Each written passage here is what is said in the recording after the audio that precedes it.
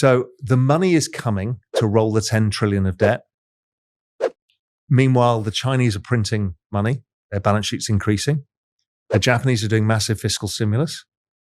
And so the game is on. 지금 시장을 보면 대부분은 여전히 겁에 질려 있습니다. 강세 이야기는 듣고 싶지 않고 서로를 공격하며 불안만 키우고 있죠. 하지만 중요한 건 이미 가장 힘든 구간은 지나왔다는 점입니다. 10월 유동성은 급격히 빨려나갔고 크립토 시장은 가장 먼저 직격탄을 맞았습니다. 레버리지의 약점은 전부 드러났고 시장은 한 번 완전히 정리됐습니다. 그리고 지금 그 저점 근처에서 바닥을 다진 뒤 갑작스러운 20%에서 30% 급등이 나오기 시작했습니다. 이건 단순한 반등이 아니라 신호일 가능성이 높습니다. 왜냐하면 앞으로 시장에서는 대규모 유동성이 들어올 수밖에 없는 구조이기 때문입니다. 연준은 이미 QT를 멈췄고 정부는 국채를 중심으로 은행 시스템의 유동성을 흘려보낼 준비를 하고 있습니다. 여기에 금리 인하, 대규모 재정 부양, 스테이블 코인의 폭발적인 성장까지 더해지면 이 자금은 결국 실물 경제와 크립토 시장으로 흘러들어오게 됩니다. 지금은 공포의 구간이 아니라 사이클이 다시 시작되기 직전에 조용한 순간일 수 있습니다. 오늘 영상에서는 왜 지금 이 시기가 중요한지 그리고 이 흐름을 어떻게 봐야 하는지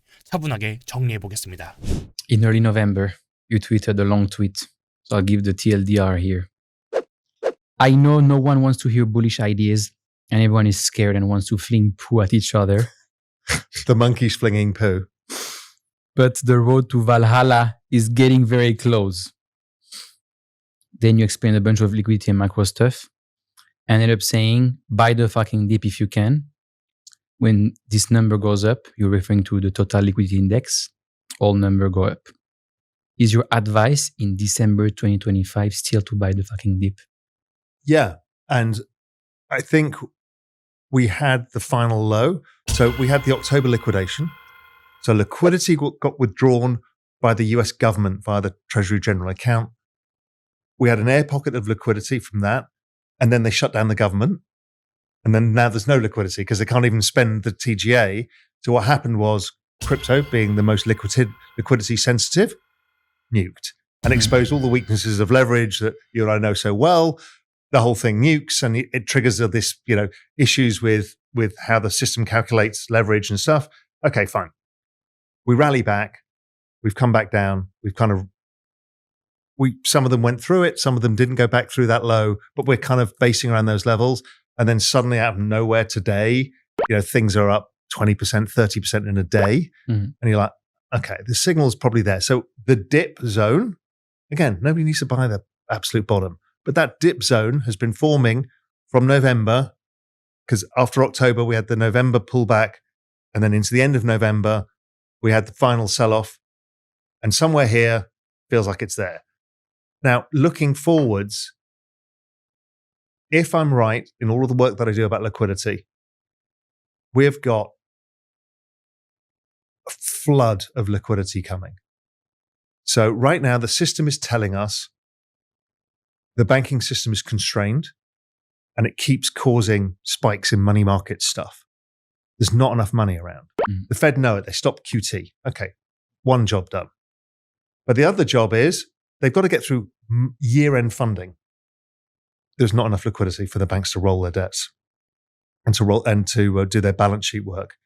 So the Fed are going to have to inject some liquidity. It'll be some 3-letter acronym based in the repo market or whatever, but they have to do it. But they made a huge announcement that most people don't understand, which is the ESLR, another nice acronym, and the supplementary leverage ratio means nothing.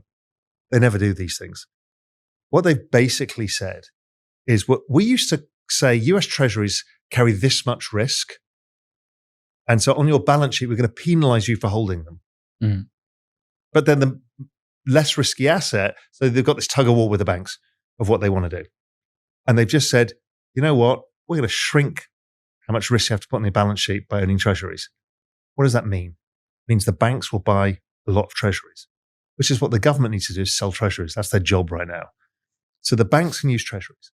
You're hearing Scott Bessent saying, we want the money to flow to Wall Street, Main Street, and not just Wall Street. What he's saying is, we don't want the central bank to do QE. Every moron on Twitter goes, see, they're tightening. They don't want anything. What they're saying is, and we're going to let the treasury print money instead and stuff it down the necks of the banking system. And the banks, being so good at what they do, lever it up and lend it out or provide liquidity. So the entire apparatus of managing the debts is moving from the Fed to the government. So the government creates its own buyer for its own treasuries. It's an easier way to debase currency. But the ESLR changes are important because the system's screwed up because of these changes after the financial crisis. So that was announced, rushed through, because I'd been writing about it and I was like, they'll announce it sometime in Jan, Feb that they're going to implement it. No, came through, straight out, done. We've agreed it with the banks. We're doing it January 1st. I'm like, wow. So that tells you they understand the game. The moment it was announced, and Steve Mirren had been pushing this thing through, the moment it was announced, Steve Mirren published another paper that day and said, good job, not enough. We need to reduce all risk weighting on treasuries. So 100% no risk for treasuries. So now there's an unlimited purchasing of bonds that can happen when needed. And you can really expand the money supply. And that, because it's credit, ends up going to ordinary people. They also buy more bonds, which lowers the long end of the bond market, which lowers the mortgage rate, lowers the government funding. It's a big deal. We're talking, this is going to end up being 3 to 4 trillion, maybe 3 to 5 trillion of extra liquidity. Oh, and then we've got rate cuts. Oh, and then on top of that, we've got $1.5 trillion probably in direct banking system deposits coming out of the new stimulus. I mean, don't forget, every single service worker in America gets paid on tips. They're all zero tax.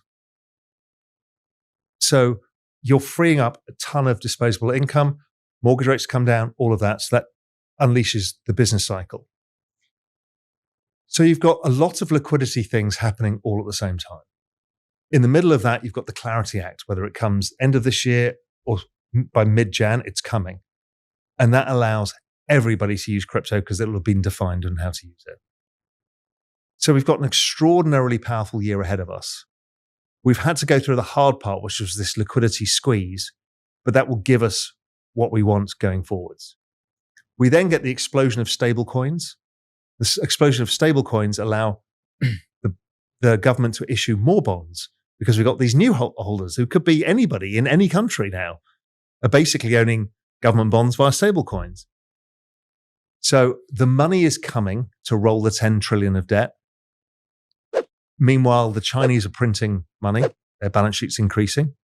The Japanese are doing massive fiscal stimulus. And so the game is on.